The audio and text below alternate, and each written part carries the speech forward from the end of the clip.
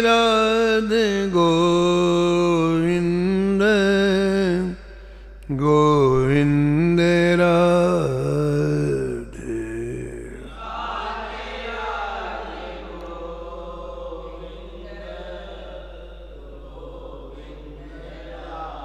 राधे राधे गोविंद गोविंद राधे।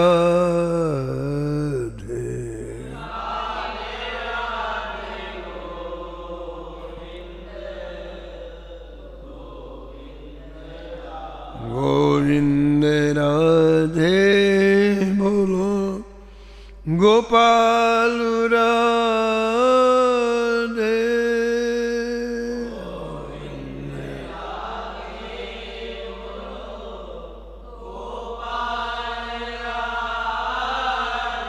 राधे राधे गोविंद गोविंद राधे।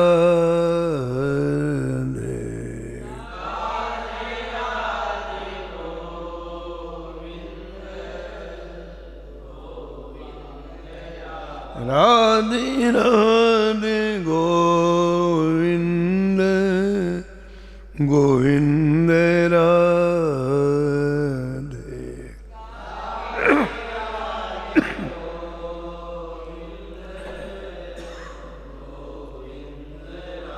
गोविंद राधे बोलो गोपाल राधे।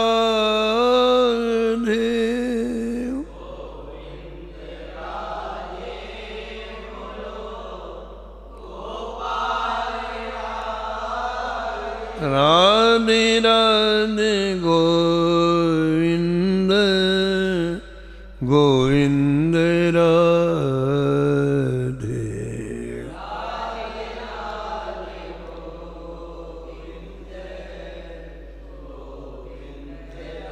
राधे राधे गोविंद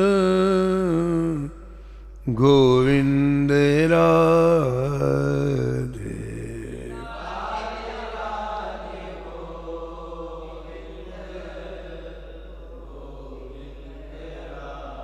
श्री जानकी वल्लभ लाल की।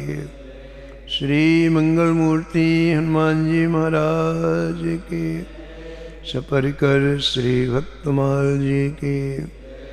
श्री स्वामी अग्रदास जी महाराज की। श्री नाभाजी महाराज की।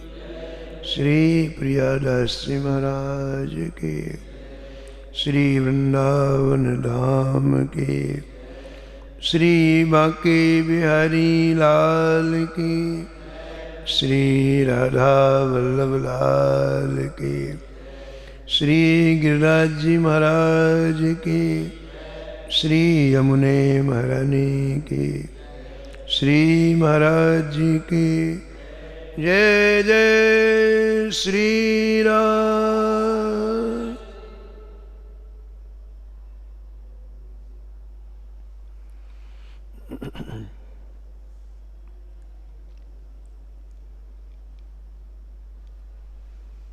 प्रातः स्मरणीय परम वंदनीय श्री नाभाजी महाराज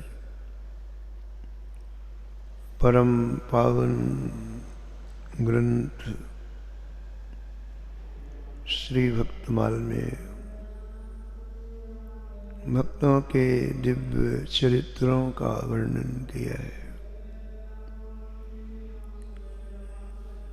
पूर्व प्रसंग में आप श्रवण कर रहे थे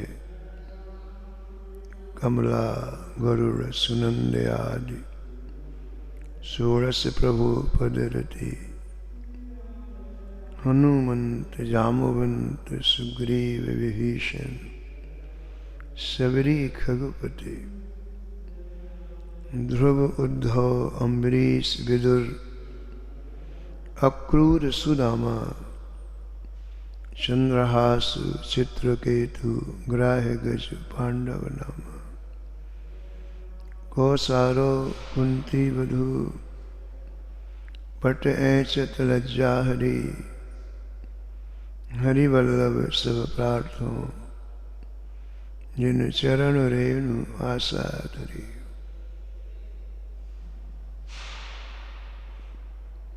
श्री नभ गोस्वामी जी इस छप्पे में श्री ठाकुर जी के प्रेमियों का स्मरण किया है। उनमें एक नाम श्री सुदामा जी महाराज का भी है। श्री सुदामा जी का परम पावन स्मरण श्री नाभा गोस्वामी जी ने किया है। और उसका मूल कारण यह है कि सुदामा जी के अंतःकरण में छोटी ही आयु में भगवान श्री कृष्ण के नाम रूप लीला गुण का प्रभाव इतना ज़्यादा हो गया कि फिर संसार में और किसी वस्तु व्यक्ति का महत्व उनके जीवन में नहीं आया।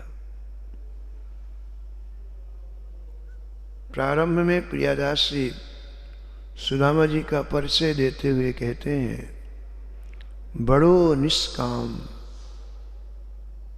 शेर चूनहूँ सेना धाम ढिग आई निज भाम प्रीति हरिसों जनाई है। एक खास बात है, प्रीति हरिसों जनाई है। श्री ठाकुर जी में प्रियता हो जाए तो अन्य जगह प्रियता होगी ही नहीं।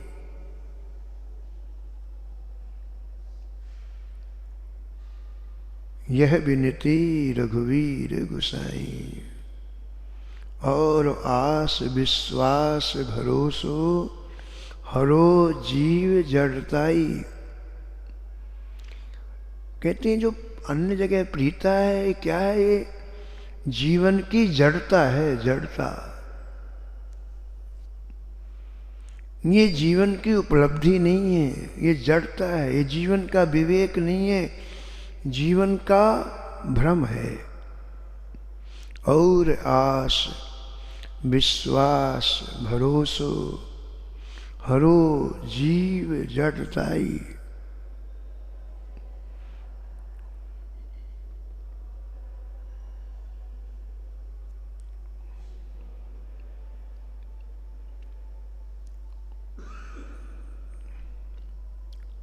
तो सुदामा जी के चरित्र की सबसे बड़ी विशेषता ये है, इनका अंतःकरण श्री कृष्ण का धाम बन गया। इसलिए और किसी वस्तु व्यक्ति पदार्थ परिस्थिति का कोई भी प्रभाव संपूर्ण जीवन में इनके ऊपर नहीं पड़ा। सुदामा जी का तात्पर्य क्या हुआ? भगवान का प्रिय भक्त। प्रिय भक्त का तात्पर्य क्या हुआ? जिनके चरित्रों से श्री कृष्ण कथा उत्पन्न होती है, वो कथा। एक संत कहते थे कि परीक्षित जी ने तो कृष्ण कथा कहने के लिए प्रार्थना किया श्री सुखदेव जी से, और सुखदेव जी ने पांडवों का चरित्र प्रारंभ कर दिया। ऐसा क्यों किया? ऐसा इसलिए किया कि पांडव भक्त हैं। भक्त चरित्र के बिना कृष्ण कथा उत्पन्न ही नहीं होती है। इसलिए पहले श्री सुखदेव जी ने भक्त कथा सुनाई, तब कृष्ण कथा सुनाई।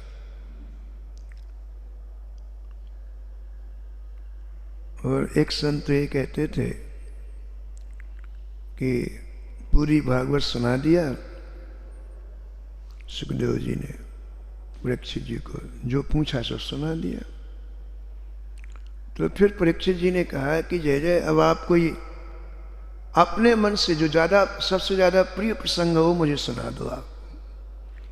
अभी तो आपने मेरे प्रश्न का उत्तर दिया, अब आपको जो सबसे प्रिय प्रसंग हो मुझे सुना दो। तो सुखदेव जी ने सुदामा चरित्र सुना, यानी भक्त का चरित्र सुनाया। सुखदेव जी को भक्त का चरित्र अतिशय प्रिय है। क्यों? ये कृष्ण कथा की जननी है। कृष्ण कथा यहीं से उत्पन्न होती है। तो बड़ो निष्काम कहते हैं। बड़ो निष्काम का तात्पर्य केवल वस्तु पदार्थ से अलग हो जाना नहीं है। जहाँ अर्थ धर्म काम की भी कोई वासना न हो उसको बड़ो निष्काम कहते हैं। अरे अर्थ धर्म काम ही नहीं, जहाँ मोक्ष की भी इच्छा न हो उसको बड़ो निष्काम कहते हैं। अर्थ न धर्म न काम रुचि, गति न चाहो निर्वाण, जन्म जन्म रति राम पदो,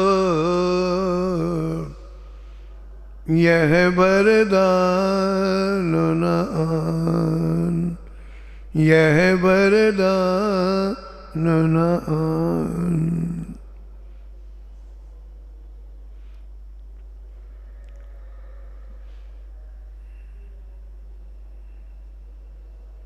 जीवन में जब अतिशय अनंत जन्मों के पुण्य संचयभूत होते हैं, अच्छा संग मिलता है।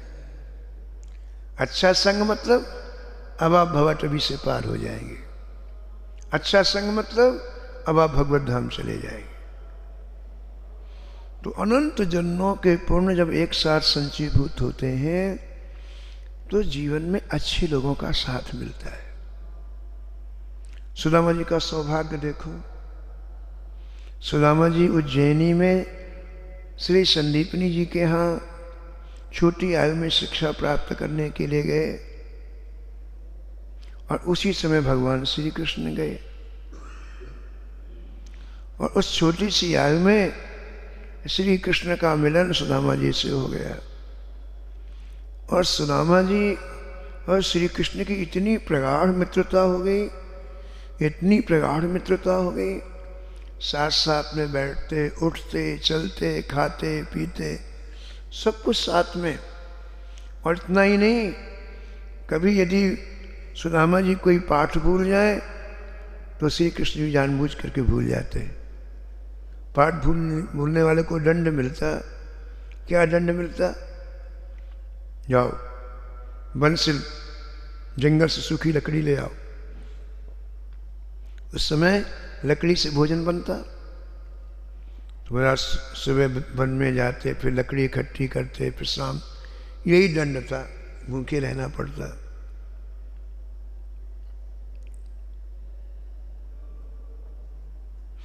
तो ये प्रियता हो गई, श्री कृष्ण के प्रति प्रियता हो गई। जब बड़े हुए, विद्या अध्ययन कर लिया, श्री कृष्ण वापस आ गए। सुदामा जी अपने वापस चले गए अपने निज स्थान में। लेकिन वो संस्कार जो थे वो बढ़ने लग गए। भगवान श्री कृष्ण के प्रीता के संस्कार सुदामा जी के हृदय में बढ़ने लग गए। देखो, शरीर अपना काम करेगा, अंतःकरण अपना काम करेगा। शरीर के व्यवहार हैं, शरीर के का लगाव है, ये भी काम करता है। और अंतःकरण में जो बीजोरोपण हुआ वो भी काम करता है।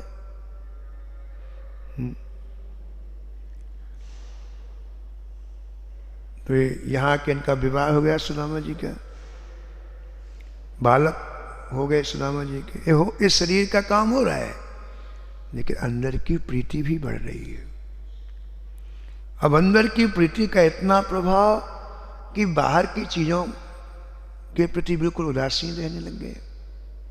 पत्नी है, बच्चे हैं, लेकिन उनको कुछ भी पता नहीं घर में कुछ है कि नहीं है, कोई लेना देना नहीं। परिणाम क्या हुआ? परिणाम क्या ये हुआ कि पत्नी बड़ी दुखी रहने लग गई। इसमें लिखा है कि रोज के लिए चून भी नहीं था, आटा भी नहीं था कि रोज रोटी बना के पा सके, और की तो बात छोड़ दो। लेकिन सुदामा जी को कुछ भी नहीं।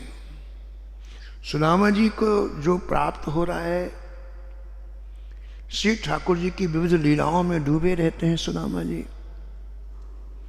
चिन्मय लीलाएं हैं। चिन्मय लीलाओं में जड़ पदार्थों का क्या महत्व है? शरीर जड़ है, शरीर से संबंधी जड़ है, संसार की वस्तुएं जड़ हैं, इनका कोई महत्व सुदामा जी के जीवन में नहीं है। इसलिए सुदामा जी को उसका कोई प्रभाव नहीं। जब कभी पत्नी अत्यंत दुखी होकर पास में बैठती है तो आप कभी कभी जो अंदर होता उसे सुना देते। अंदर तो कृष्ण की लीला थी, तो श्री कृष्ण की लीला सुनाते। देख देवी, जब हम पढ़ते थे तुम मुझे कितना प्रेम करते थे श्री कृष्ण, तुझे पता है? बहुत प्रेम करते थे। मेरे लिए पाठ भूल जाते, गुरुजी फिर कहते तुम दोनों जाओ वन में, तो हम दोनों साथ में जाते। गुरु माता को दया आ जाती, चुपके से पुतली पोटली में कुछ दे देती। एक बार चने दे दिए, भूख लगी तो खा लेना। हम दोनों जंगल में गए, लकड़ी इकट्ठी करने लग गए। बरसात आ गई, ठंडी ठंडी बयार बढ़ने लग गई, तो हम लोग एक पेड़ के नीचे चिपक करके बैठ गए। मैंने पोटली सुदामा के पास रख दी थी, मेरे पास भगवान ने पोटली मेरे पास रख दी थी। सुना रहे अपनी पत्नी को, अरे देवी बचपना छोटी आयो, कस के भूख लगी। और भूख लगी तो मैंने सोचा कि चने तो थोड़े हैं, भूख ज़्यादा है तो मैं खा लूँ। तो चने धीरे धीरे खाने लग गए। भगवान ने पूछा भी कि मित्र तुम्हारे दांत क्यों कट कट रहे हैं? बोले ठंडी लग रही।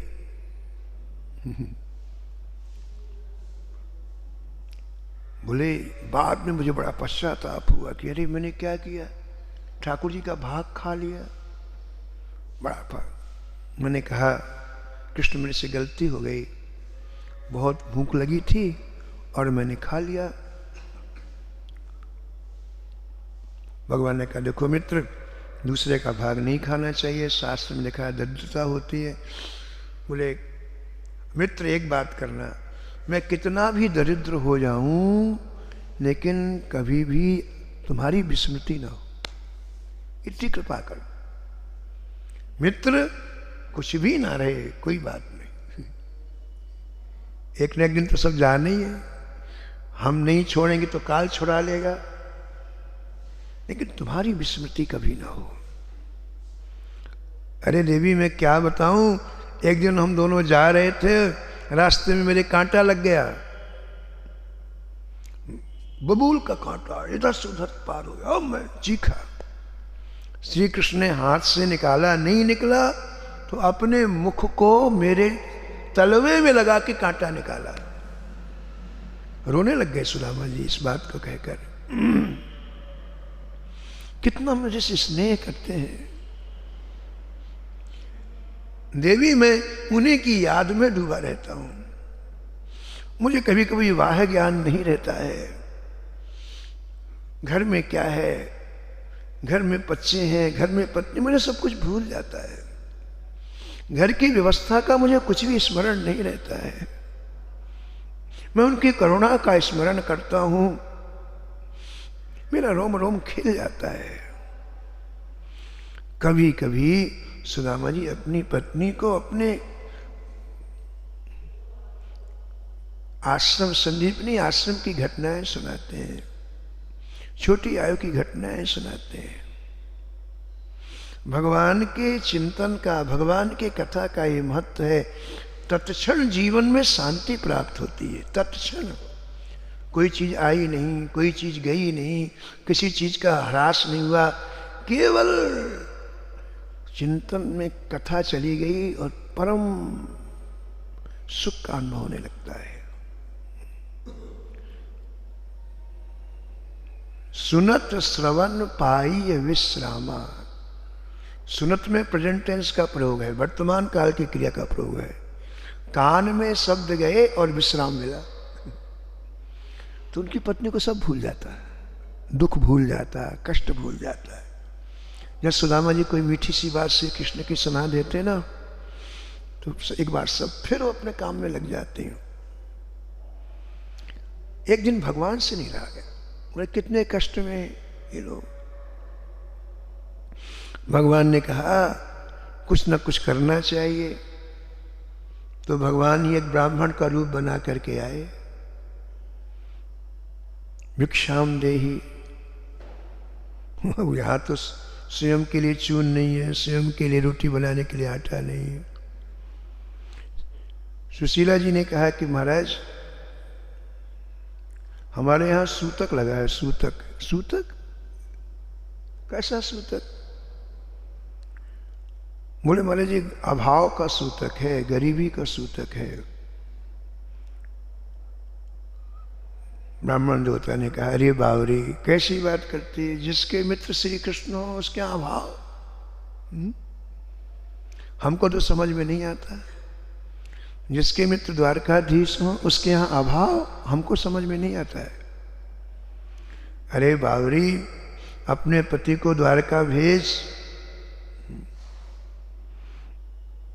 सारे क्लेश, सारे कष्ट, सारे अभाव जन्म जन्म के समाप्त हो जाएंगे। केवल इस जन्म के नहीं, अनंत जन्मों के समाप्त हो जाएंगे। भगवान ने ही भूमिका बना दी। सुशीला का अब मन तैयार हो गया और आज सायंकालीन सुशीला जी ने सुदामा जी से बड़े ही ताकत से कहा, रोप से कहा, आपको श्री द्वारका जाना ही है। आपने कई बार मुझे प्रसंग सुनाई मित्रता के, अब आपको जान। अरे बावरी कैसी बात करती है, मैं वहां जाने लायक नहीं हूं। मेरी स्थिति तो देख रही कैसी है। और सुन, मित्रता में कोई चीज कही नहीं जाती है, मांगी नहीं जाती है। मित्रता का भाव कम हो जाता है।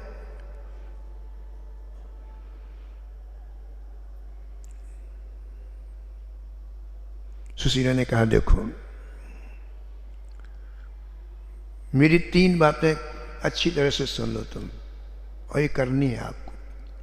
पहली बात, अभाव में, कष्ट में मित्र से अपना कष्ट कहना चाहिए।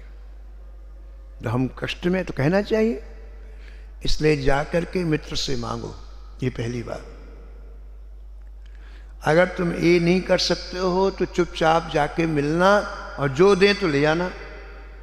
अगर मांगना नहीं है तो जाओ, उनका दर्शन करो और जो दें ले आओ। अगर ये भी नहीं कर सकते हो तो एक काम तो कर सकते हो, दर्शन करके आ जाओ।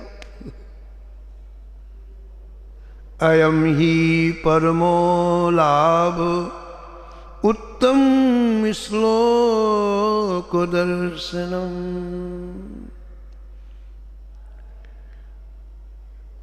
महापुरुषों का दर्शन जीवन का परम लाभ है। इससे बड़ा कोई लाभ संसार में है ही नहीं। कम से कम उस परम लाभ को तो प्राप्त कर लो। केवल ये शब्द हृदय में धस गया सुदामा जी। 3 बातों में अंतिम वाली बात सुदामा जी कहते कि अंदर चली गई। हाँ, परम लाभ प्राप्त होगा। कितने दिन हो गए मैंने श्री कृष्ण का दर्शन नहीं किया।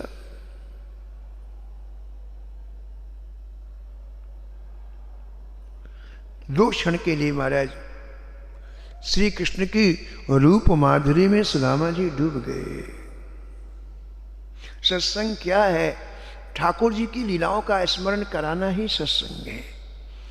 ये महापुरुष उस रस में निमग्न रहते हैं, उसको छेड़ना होता है, उसमें डूब जाते हैं, उन्मत्त हो जाते हैं उस रस में। श्री कृष्ण का स्मरण होते ही सुदामा जी डूब गए। सुशीला को ऐसा लगा मेरी बात इन्होंने मान ली है, बड़ी खुशी हुई है। पड़ोस में गई है, कुछ मित्र के यहाँ भेजना चाहिए। पड़ोसिन के यहाँ से परित्यक्त चूड़े लेकर के आई है। परित्यक्त जो उसने फेंक दिए, किसी काम के नहीं,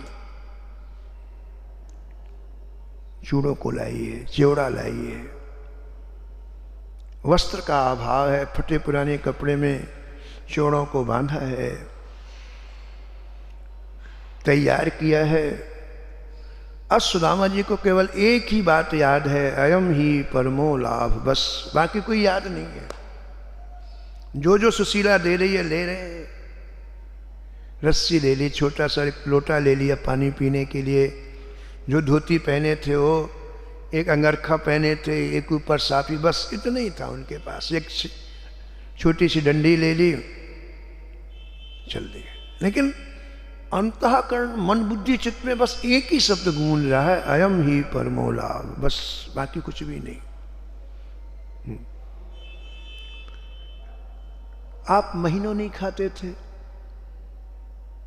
कुछ था नहीं तो क्या खाएं, खाने की तरफ ध्यान भी तो नहीं था। उसका असर शरीर में पड़ा, शरीर कृशकाय हो गया, शरीर में श्रम करने की सामर्थ्य नहीं रही। तो आप ज्यादा से ज्यादा आधा किलोमीटर चले होंगे, और आधा किलोमीटर चलते शरीर में थकान लगी, तो किसी राहगीर से पूछा, भैया श्री द्वारका कितनी दूर है? राहगीर ने कहा, बाबा द्वारका तो बहुत दूर है, अभी बहुत दूर है द्वारका, और जब तुम इतनी जल्दी थक गए यहां से अभी आए हो, आधा घंटा पौन घंटा ही तुमको चलते हुए हुआ है, तो तुम्हारा द्वारका पहुंचना बड़ा मुश्किल है। पूज्य भाई जी से, श्री हनुमान साथ पोदार जी से किसी ने कहा कि महाराज अपनी स्थिति देखते हुए तो लगता है कि ठाकुर जी का दर्शन करोड़ों जन्म में नहीं होगा। अपनी स्थिति को देखो तो ऐसा महसूस होता है कि करोड़ों जन्म में भी कोई ठाकुर जी की तरफ की हवा भी नहीं लगनी है। दर्शन तो छोड़ दो, वो हवा भी नहीं प्राप्त होनी जो उनको स्पर्श करके हमें स्पर्श कर ले। और जीवन छोटा सा है, तो क्या करना चाहिए? तो भाई जी ने कहा, अपनी तरफ मत देखो, उनकी तरफ देखो। वो चाहे तो पल भर में आपको दीदार दे दें, दर्शन दे दें। गोस्वामी जी ने इसी बात को विनय पत्रिका में लिखा, प्रभु मैं चाहूं तो करोड़ों जन्म में आपकी प्राप्ति नहीं कर सकता, और आप चाहो तो आधे पल में आपको मैं प्राप्त कर, आधे पल में। विनय पत्रिका में लिखा है। तो सुदामा जी भगवान की तरफ चले। सुदामा जी अपनी सामर्थ्य से द्वारका नहीं जा सकते हैं, लेकिन मात्र अपनी ताकत जितनी थुत्ती लगा दी, और उसका प्रभाव ठाकुर जी पर पड़ता है। हमें अपनी ताकत सामर्थ्य जितनी हम उससे चलें, बाकी जो ठाकुर जी का काम है।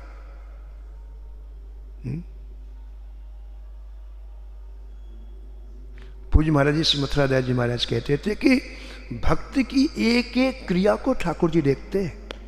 वो करवट भी लेता है, करवट तो ठाकुर जी देखते से कष्ट तो नहीं हुआ। और ऐसे ठाकुर जी हमें कहीं पीछे रहने देंगे, कहीं हरा देंगे क्या? लेकिन हम चलें तो सही। तो जैसे ही चले सुदामा जी, श्री ठाकुर जी ने गरुड़ जी को बुलाया, कहा गरुड़ जल्दी जाओ और मेरे भक्त को तत्क्षण अपनी पीठ में बैठा के द्वारका लाओ। इस पूज्य श्री गोपालाचार्य जी महाराज जी बात कहते थे।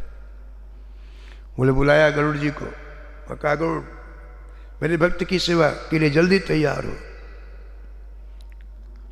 इधर क्या हुआ, इतना इनका कृशकाय शरीर, दुबला शरीर की 1.25 किलोमीटर चलने के बाद वृक्ष की छाया मिल गई और महाराज पायो परम विश्राम, सो ही गए।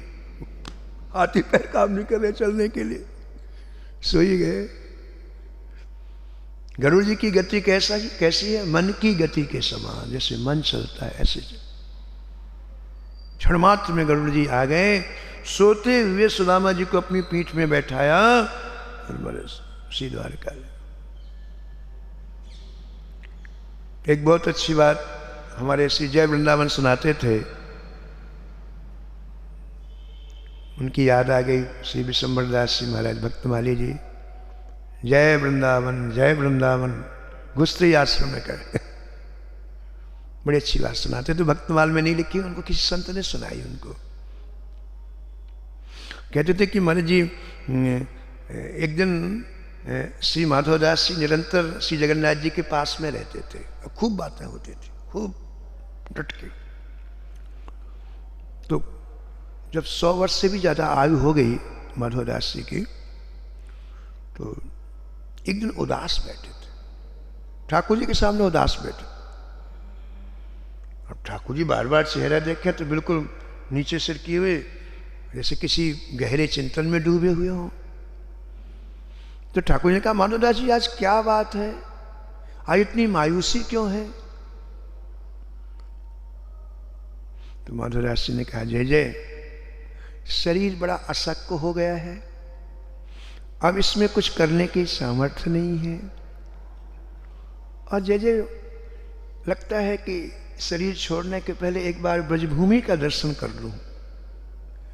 शरीर छोड़ने के पहले एक बार ब्रजभूमि का दर्शन कर लूं।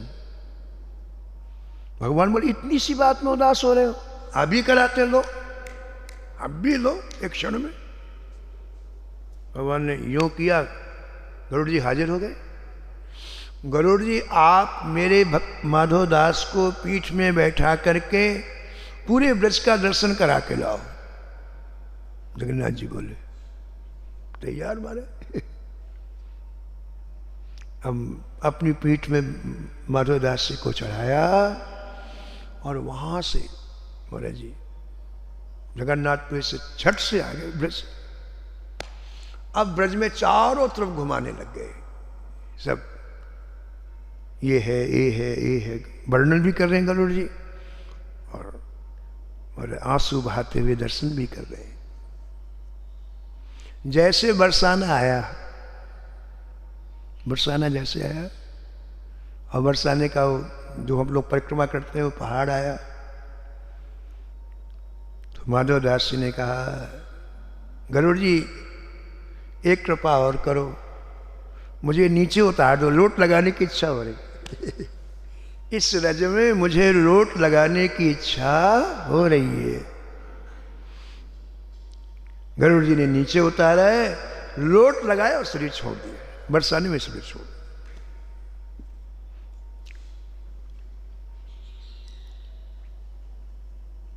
तो यहां भगवान श्री कृष्ण ने गरुड़ जी को आज्ञा करी है, सोते हुए श्री सुदामा जी को अपनी पीठ में चढ़ाया है और द्वारका उस महानगर के एक बड़े दिव्य उद्यान में एक वृक्ष के नीचे गरुड़ जी ने सुला दिया है उनको और वापस चले गए हैं।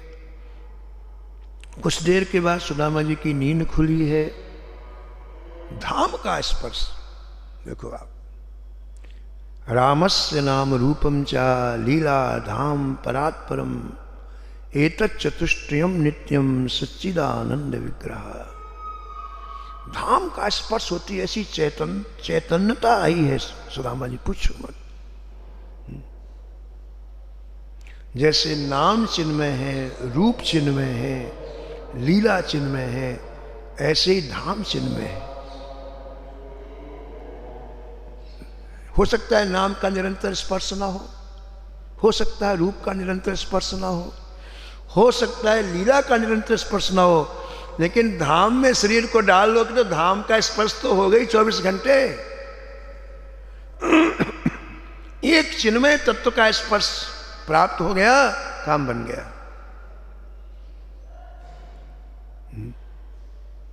पूज्य महाराज जी अपने जीवन का अनुभव सुनाते थे। श्री मथुरादास जी महाराज बोले, पहली बार हम घर से भाग करके अयोध्या गए, पहली बार जीवन में घर से भाग के अयोध्या। हमको ये भी पता नहीं था कि कहां से जाया जाता है, कहां से उतरा जाता है।